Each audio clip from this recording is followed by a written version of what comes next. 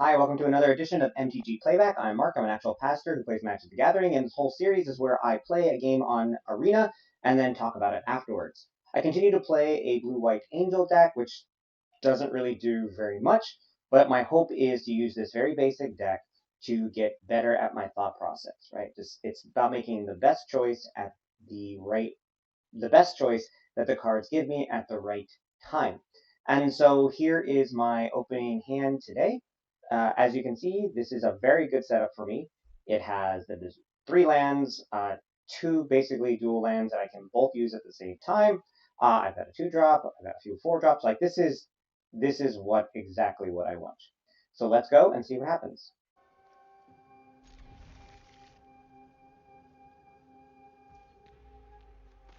Drop an island, even though I have no blue cards in my hand. They're playing a plains, so I don't know exactly yet what to play. I decide to risk to put out the Giada Font of Hope, hoping that they don't have any removal spell, unless I start attacking or anything. They have two plains, so I'm guessing this is a mono-white deck of some sort, possibly soldiers. And a circle of containment, they immediately do remove my Giada Font of Hope off the board. Well, that's frustrating. Decide to flash in my Errata, another Giada. Would have been nice if it was a 3/4, but it is what it is. And as you can see on the top of my library, there's already something. They play a wedding announcement, which is a card I see a lot, but I don't use a lot. Um, but it's going to start pumping out little creatures pretty quickly. So they are playing a deck that I imagine is trying to go wide. Let's get some damage in. Let's pop in the Giada. I'm glad I got a second one of those right away. And then I also have some protection for it. So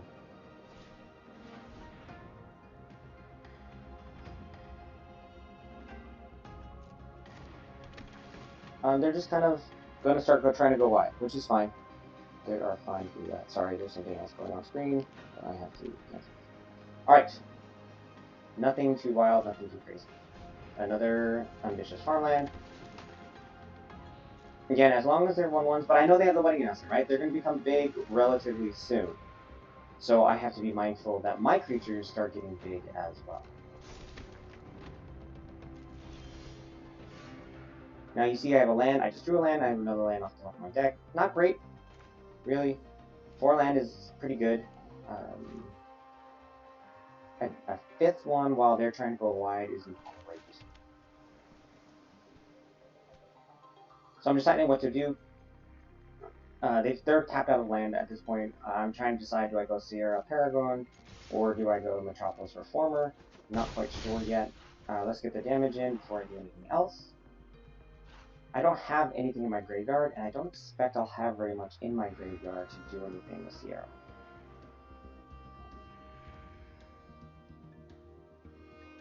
So questions. Lots and lots of questions. I decided to go for the Reformer. Again, it can get big, it's a 4/5, and then if it gets hurt and gets damage dealt to it, I gain life. So it's just a little insurance policy at the moment. However, as you can see, they have a circle confinement. They probably have some ossifications or something in their deck.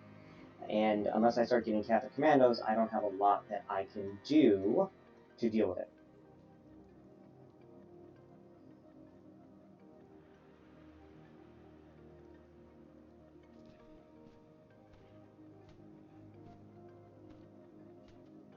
I'm also expecting maybe a Brood or Catholic. It's like, again, things that will freeze my stuff up just to get it off the board.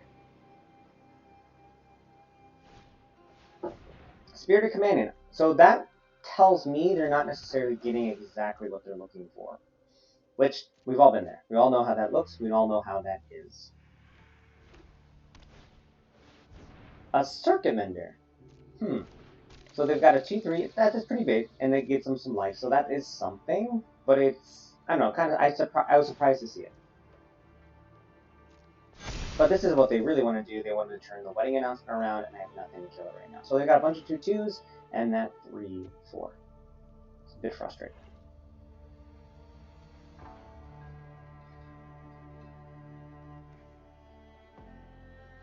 So I'm trying to see at this moment, should I use my Fading Hope? I decided not to. I should. That's frustrating because there's another land. So that's 3 lands in a row. Uh, Previous videos, when I get no lands, it's like either I get either all lands or no lands. It's frustrating. So I'm trying to think about what to do. I have 20 life, right? So I have life. I have options here. Trying to see, counting, doing the math to see if they had lethal against me if I decide to attack.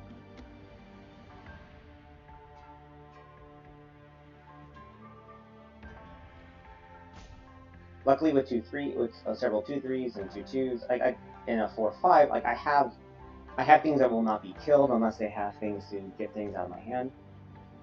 I decided, you know what? Let's just get all the damage in. Let's try to outrun damage since they're going to go wide. And if they go too wide, I'm not going to be able to do anything about it. Problem with the Z-Clone Hunt is it's going to come in tap, so it means I only have 4 land available. I decide, you know what? I can live for a little bit. That might not have been the smartest thing if they had anything in their deck or something that could have pump up soldiers or something, right? So like if this had more soldiers in it, I would probably be a big. I couldn't have made that move.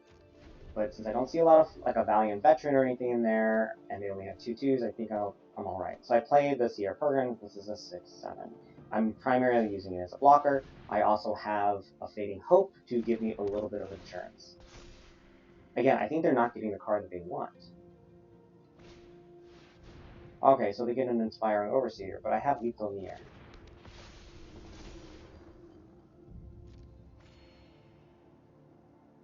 Right? They've got 1 more land, they're down to 10 life, and they've got nothing to block my blockers. And they attack. The whole point of that, they're trying to get it so that they can gain the 2 life and get to 12. So I'm doing math, right? I'm trying to think, okay, what do I do with this case? Do I let it happen? They're all tapped out of mana. Again, I decide, you know what? I can take the damage.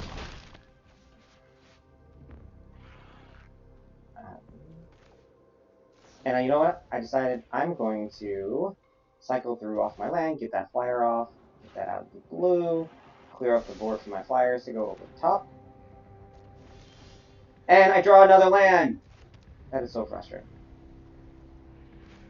And here I decided, you know what? I'm just going to keep casting things, knowing full well that I had one. So that turned out okay. That I think I played well. Again, I'm getting mana flooded, and I don't know if that is a aspect of my deck or if that's an aspect of the arena algorithm or whatnot. But anyways, I think I played this pretty well, depending on what they were trying to do, on how they were trying to go wide. So thank you for watching. Please like and subscribe, and I'll see you next time for MTG Playback.